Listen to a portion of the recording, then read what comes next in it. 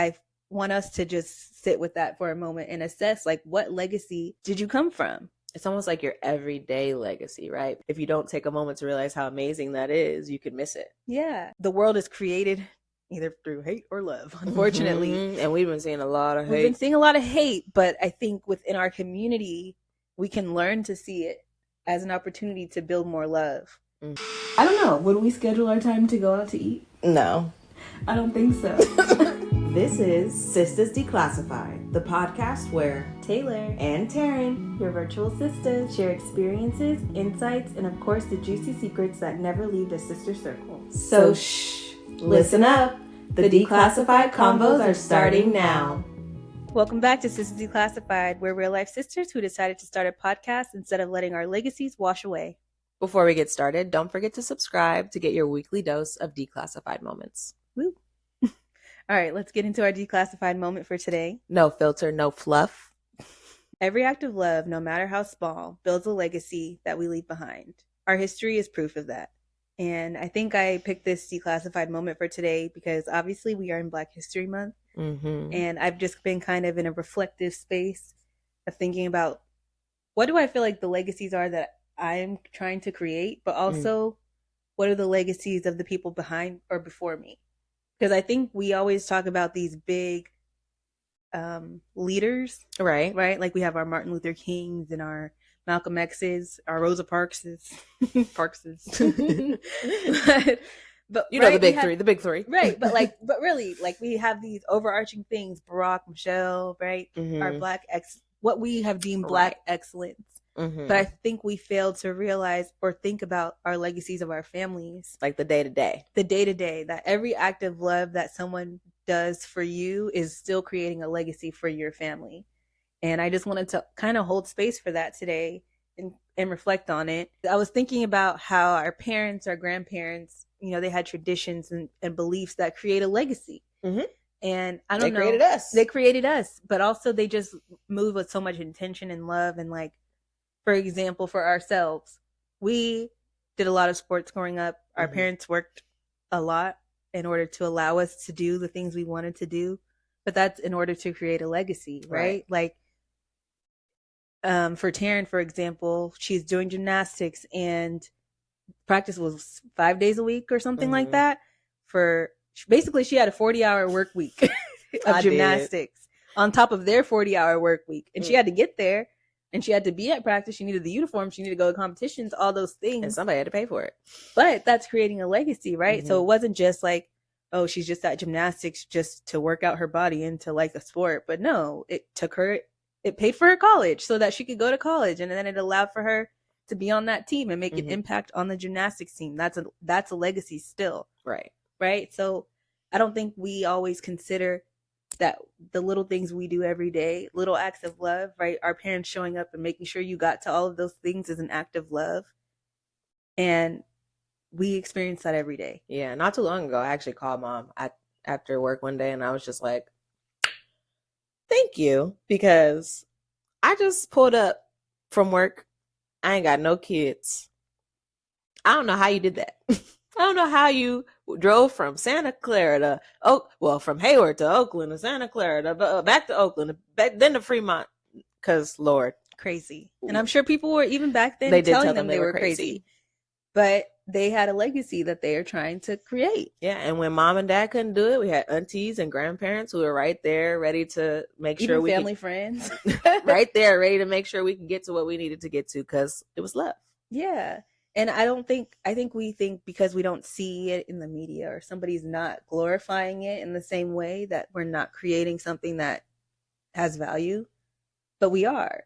And I want us to just sit with that for a moment and assess, like, what legacy did you come from? It's almost like your everyday legacy, right? Because to your point about the Baracks and Michelles of the world, like those are like the exception to the rule almost, like, whereas the everyday legacy, the normal person is much more average. Like that's most people's stories. And so if you don't take a moment to realize how amazing that is, you could miss it. Yeah. And even thinking about like our dad's side of the family, we have a family reunion every year. That is a legacy that we are creating. The fact that we can look back on generations of people and say, I know them and they know me is a big deal. Yeah. Because not everybody has that in their family at all. Like you Thank might, you, Auntie Stella. right? Like there's having a family member who wants to make sure that we all get together is super important. That's a legacy that she's creating. And we can all look to her and know that she's a valuable person in our family. And obviously everybody is a valuable person in our family, but yeah, she's a connector. She's making sure the legacy stays alive. And I think if we can start to value those people and look at ourselves as the legacy makers, like that is super important to me. Sometimes that can sometimes feel a little like pressure filled to think about like, what is my legacy? What am I leaving behind? That can sometimes for people maybe feel a little even morbid, like, or sad, feeling like I don't know what good enough is. I don't know what it means to accomplish something. And so we'll get into the small things you can do. And I think we named things in our lives that were super impactful, that at the time felt like everyday normal actions. Like your parents just take you to practice. That's what they do.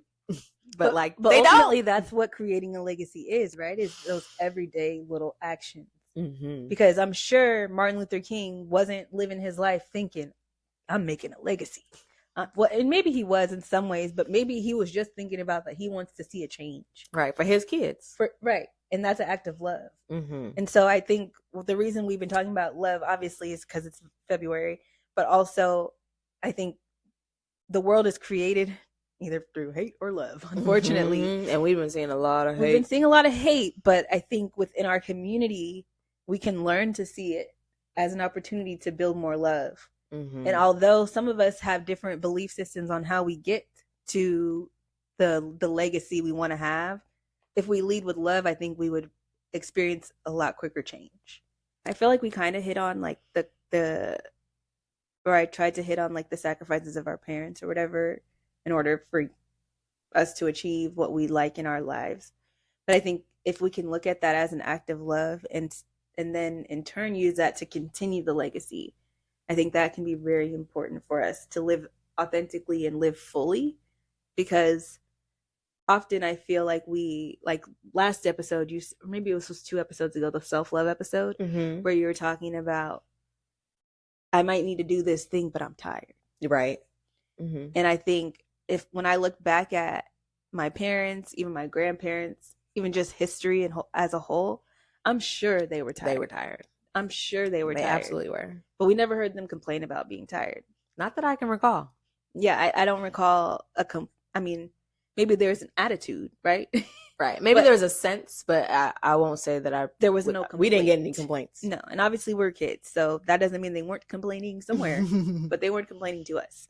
Blessings. We didn't feel like a burden, right, for them wanting to push us forward, which is amazing. Now, I will say that helps me to reassess when I'm saying I'm tired, because if there's something that I can do to create a legacy, right, whatever that means for me, and like obviously to me, I've said before, I'm interested in holistic practices and things like that. So I would love to create a legacy in that space, right.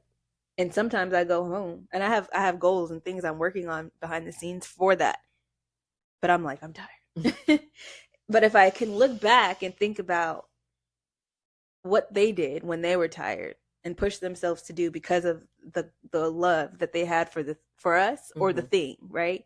So for me, holistic practices, if I look back and think, I'm doing this because I want other people to be able to experience this lifestyle, right? Because I love this lifestyle and I think that it's beneficial for other people to experience, then I can push past my tiredness. Right. But I think if you don't have that reflection of like the why, but also like the hard work of the people before you, that they worked hard so that you could continue the legacy, and not in a burn yourself to the ground kind of way. Not burn yourself to the ground, but also not in the way of carrying out their vision. Right.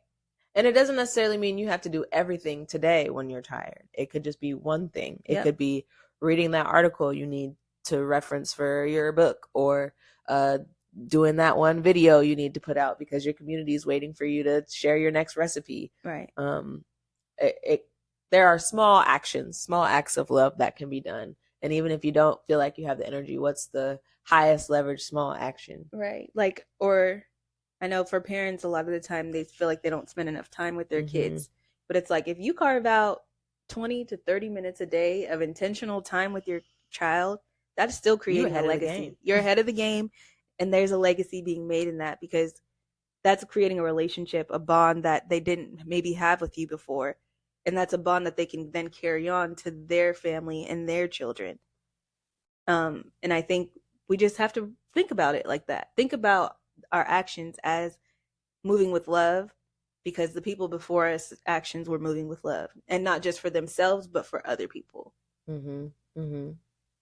And I feel like that's what Black history is about a little bit, not just the inventions, not just the policies that came from their fight, Right. but like the love behind it. Right. The community they created, the bonds they created from the hardship that they faced together. Mm-hmm. But not just the bonds from the hardship, but bonds because they know that they wanted better for all of them. Not just themselves, but for the whole community. So I think that is kind of what shapes my mindset or my thoughts around Black history, because I feel like a lot of the time now our leaders or our Black influencers aren't always moving in the direction that I would like to go. Right? Like who's notable right now, it's like it's not for something of, what's the right word? It's not something I would aspire to. Yeah, I feel that. I can't say that I have, and maybe it's just because we're older now too, that our rose-colored glasses have been removed on some of the things that it takes to get to the places where certain people are. Mm-hmm. And goes back to capitalism and who do you have to step on to make that money. I don't feel like I have too many like aspirational figures that I see. Yeah, just people you just desire to have a legacy similar to theirs. Mm-hmm. I don't feel like I know many people that I would like to emulate. I would say I could see like bits and pieces. I don't know why, but the first person that came to mind was LeBron James, and like him starting his school and like paying for kids to go to school. And if I'm not mistaken, his school is free for the students who attend. Yeah, that's amazing. That is amazing. He's building a legacy just by allowing those students to have the space to be educated. Okay, so maybe more of the issue is that there's a lot more silent philanthropy, more of a like quietness to your projects and what you are trying to do for your communities. Maybe I feel like I know there's a lot of like, why did you record that nice thing you did, right? Yeah, and I think that is how people know who's a good leader and like know who to aspire towards when you share the good things that you do. Mm-hmm. But if you feel like you have to hide them all, then people don't get an example. Yeah. And not that we need an example, but if you think about the fact that for the last, I can't count, 60 years, we've been talking about Martin Luther King. Right. Ain't been nobody since Martin Luther King. Seems unlikely. And it's like, obviously, Martin Luther King had a huge impact, and Malcolm X had a huge impact, and the Black Panthers have a huge impact. But what have we been doing the last 20 years to keep them going? Creating a legacy, our legacy. And I know people are doing stuff, but it's just like hidden. Yeah. And maybe I'm not actively looking for it, so I can definitely own that too. I was gonna say I don't know that I don't know that today's media shares that with us. And as we talked about, I don't know if it was in a previous episode, just like we kind of in our world that thrives on hate a little bit, right? Or outrage. Sensational, on outrage, on big emotions, and not necessarily positive big emotions, and so it just doesn't get the same sort of play, right? And so we have to do either provide it for ourselves or seek it out so that we can join what others have going on. But I think also, even in thinking about LeBron, I think another reason why him starting the school, while good, isn't necessarily glorified is because he used his basketball money to do that. And that doesn't feel achievable to the average person. Totally. It's not. I think partly why like Martin Luther King feels achievable, or he was just a preacher's son. Right. Mm-hmm. Like, is he not just, I won't even say it like that, but it's a typical job, something that other people might be able to achieve. It's not he was every day. He's not a 1 in a million. I mean, he ended up becoming a one in a million, but I think that makes it more of a compelling story. Yeah.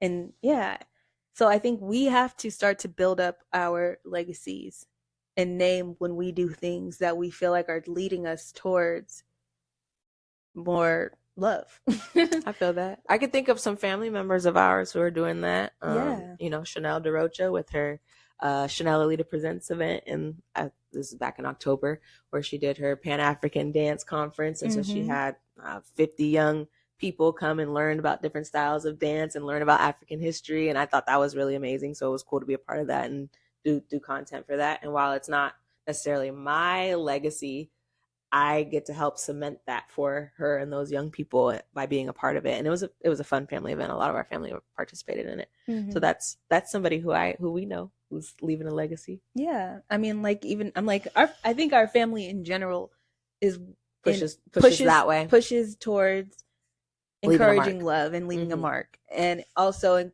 encouraging others to feel good about the life that they're living. I think we all are kind of in those spaces in whatever career we chose. That's true. Blessings. Amen. Amen. We are very service oriented and live your best life oriented family, I would think, on both sides. And so I feel blessed to have that legacy that I can name. And I hope that, you know, us being here is us creating a legacy, even though we don't know how long we're going to be here. We're here right now. And although we don't get comments per se, we know somebody's watching. So we see y'all. Whether we said something that triggered something or sparked something in you, we don't really know, but our legacy is still out there. So just, this episode is short and sweet. I think we just want to encourage you to acknowledge and recognize what your legacy is and what it has been and what the people behind you and before you have done to show love and care for you so that your legacy can continue. And I think Black History Month is a more obvious time to do this reflection, but this shouldn't be the only time you have this conversation or you have this thought. So you can always rewatch this episode to really take a moment to think about, like, what has been done for me in love and what can I do in love moving forward? I think that's our sister circle question for today. I like that. That's actually not it. Is it? But I think I like that better. Do you remember what you said? I think I said, take a moment to reflect on what has been done for you in love, and then think about what you can do in love moving forward. Snaps to that.